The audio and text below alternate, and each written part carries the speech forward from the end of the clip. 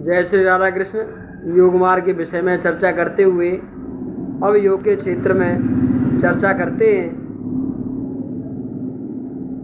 ध्यान और समाधि। ध्यान की परिपक्व अवस्था का नाम समाधि है। ध्यान का अभ्यास दीर्घ काल से करते रहने पर जब उसमें परिपूर्णता आ जाती है तब वही ध्यान समाधि के रूप में परिणत हो जाता है। अतः ध्यान के बाद समाधि की अवस्था आती है। वस्तुतः समाधि ध्यान की ही अगली एवं पूर्ण अवस्था महर्षि पतंजलि ने अपने योग सूत्र में समाधि की महानता बताते हुए कहा है कि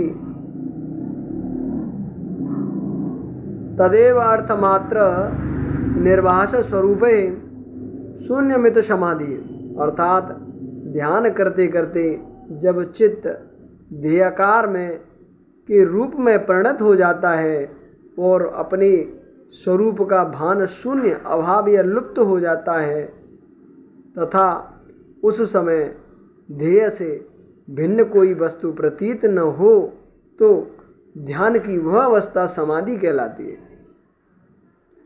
ध्यान और समाधि में अंतर यह है कि ध्यान की अवस्था में ध्याता, ध्यान और ध्येय तीनों अलग अलग होते हैं।